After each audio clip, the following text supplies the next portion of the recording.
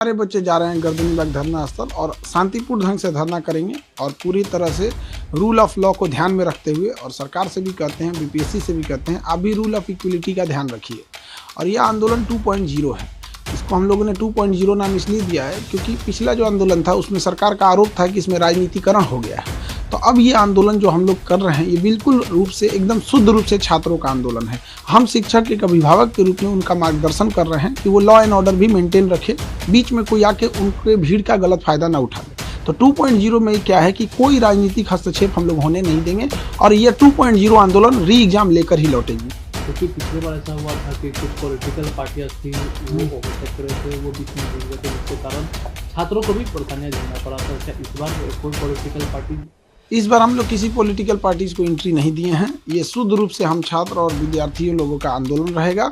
और सरकार से भी विनती करते हैं, माननीय मुख्यमंत्री नीतीश कुमार हो गए या फिर जो सेक्रेटरी सर हैं दीपक सर, इन दोनों लोग से विनम्र निवेदन करते हैं कि आप लोगों के सामने हम लोग हाथ जोड़ते हैं। बच्चों के भविष्य का सवाल है, री एग्ज़ाम ले लीजिए। ये बहुत बड़े लेवल पे धांधली हुई है, इसकी जांच करा लीजिए और री एग्ज़ाम करा लीजिए। अभी हम लोग के पास नए नए सबूत बहुत ज़्यादा मात्रा में लग रहे हैं। अभी खगड़िया और भागलपुर के सेंटर पे क्वेश्चन पे टिक लगाकर वो पास ओवर कर रहे थे। वो अब जब सीसीटीवी इंचार्ज जो था उसने इसका विरोध किया तो ज्वाइंट सेक्रेटरी कुंदन कुमार कहते हैं कि इतने बड़े एग्जाम में थोड़ा बहुत ये तो होता ही है। इसके अलावा सिवान का एक कॉलेज है जिसका हम लोग नाम हाईकोर्ट में बताएंगे, उसमें ब्लू कलर का बेंच लगा हुआ है, लंबा सा हॉल है और उसमें 35 मिनट एक्स्ट्रा टाइम दिया गया है। मोतिहारी का एक कॉलेज है जिसमें रूम नंबर 20 और 35 में वॉशरूम जाने के बहाने एक बच्चा उठता है और उसके जगह पे जो दूसरा बच्चा आता है वो दूसरा रहता है, चेंज हो जाता है, कैंडिडेट चेंज हो जाता है। तो इस तरह की जो बड़े बड़े धांधली हुई है इसकी जाँच करा ले सरकार। और गया और नवादा के ना डीएम का कोई रिपोर्ट आया, ना ट्रेजरी इंचार्ज का कोई रिपोर्ट आया जो इस बात की पुष्टि करता है कि जो हम लोगों ने आरोप लगाया था, जो सबूत ढूंढने में 2 महीना समय लगा, वो बिल्कुल सही सबूत था। आप कह रहे हैं कि बीपीएससी ही मेन कल्प्रिट है। दुनिया का कौन चोर कहा है कि हम चोरी किए हैं? उस हिसाब से न्यायालय नहीं चलती है। हम लोग के पास प्रॉपर सबूत लग गया है। वो तो कहता था कि नॉर्मलाइजेशन का नोटिस भी नहीं देंगे। नोटिस दिया कि नहीं दिया? वो तो कह रहा था बापू परीक्षा परिसर वाले सब उपद्रवी हैं, दोबारा एग्जाम लिया। इतना झूठा है, कहता है कि हम नॉर्मलाइजेशन नहीं करेंगे। अब 22 सेंटर पे दोबारा एग्जाम लेकर नॉर्मलाइजेशन थोप दिया। इसका कोई, इसकी मिली भगत है सब कुछ। आप 13 तारीख को परीक्षा लेते हैं उसमें 6% रिजल्ट होता है और 4 जनवरी को परीक्षा लेते हैं उसमें रिजल्ट हो जाता है 19%। हम लोग पे कितना केस मुकदमा किए, कितने एफआईआर किए, वकीलों का चक्कर लगा के हम लोग परेशान हैं, कोर्ट का चक्कर लगा के।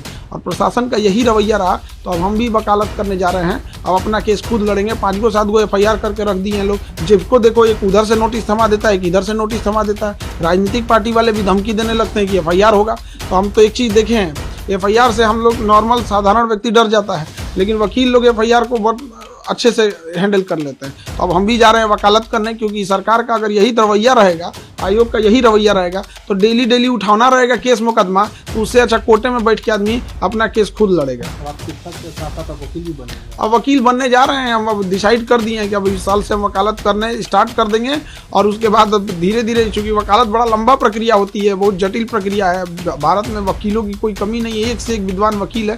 तो अब धीरे धीरे एक सतत प्रक्रिया है, लेकिन हम लोग को कोई बाहरी केस नहीं लड़ना है। उसी चीज़ का स्पेसिफिकेशन करना है कि जो बच्चों के धरना प्रदर्शन और इस सब में उनका न्याय दिलाया जा सके, ताकि उनको इधर उधर भटकना ना पड़े और उनको एक विश्वास हो कि अगर हम प्रदर्शन कर रहे हैं, पुलिस हमारे पे एफआईआर करेगी, डिटेन करेगी, अरेस्ट करेगी, जेल करेगी। तो खान सर जो उनके साथ लड़ रहे थे, कोर्ट में भी लड़ेंगे, वकील के ड्रेस में लड़ेंगे, ये वादा है। क्या कोर्ट से कितना आपको उम्मीदें न्याय है? क्योंकि जिस तरीके से कोर्ट में प्रोसेस चल रहा है, तो क्या लगता है कि कितनी उम्मीदें आपको? कोर्ट में अब पहले नहीं लग रहा था कि हम लोग को क्या होगा क्या नहीं, क्योंकि सबूत उतना प्रॉपर हम लोग के पास था नहीं। लेकिन अब हम लोग को एकदम कंफर्म हो गया है कि अब जीत हम ही लोग की होगी, क्योंकि इस पूरे प्रोटेस्ट के दौरान हम लोगों ने बहुत सारे सबूत जुटा लिए हैं। अब ये आंदोलन 2.2 है। अब इसमें आज का दूसरा दिन है। आज फिर हम लोग जाएंगे गर्दनीबाग और शांतिपूर्ण ढंग से धरना देंगे। कितने की संख्या में छात्र रहे? हजारों की संख्या में छात्र रहेंगे, जैसे पिछली बार भी थे। और छात्र जो है ये सीरियस स्टूडेंट्स हैं, ये सब वहाँ बैठ के शांतिपूर्ण ढंग धरना देंगे। और जो पहले ये कहते थे लोग कि मुट्ठी भर बच्चे हैं, कुछ लोग मजाक उड़ाते थे, आज वो सब कहने लगे हैं कि अब तो री एग्जाम होके रहेगा। जो अधिकारियों का ग्रुप था, इवन बीपीएससी के जो लोग थे, वो कहते थे कि अब री एग्जाम को कोई मतलब नहीं है। लेकिन अभी क्या है कि वो लोग भी कहते हैं कि अब री एग्जाम होके रहेगा। बंगाल कंसल्टेंट ने एक खास सुविधा शुरू की है जो आपको अपोलो हॉस्पिटल और Asian institute of nephrology and neurology तक आसानी से पहुंचने में मदद करेगी। यहाँ आपको मिलेंगे कई तरह की मेडिकल सर्विसेज जैसे डॉक्टर अपॉइंटमेंट्स, एयरपोर्ट और रेलवे स्टेशन से पिक एंड ड्रॉप फैसिलिटी और स्मूथ व्हीलिंग प्रोसेस। इनका कोऑर्डिनेशन टीम आपकी मदद के लिए हमेशा तैयार है, जो कि हिंदी, बंगाली एंड इंग्लिश में बात कर सकती हैं, ताकि आपको कोई दिक्कत ना हो।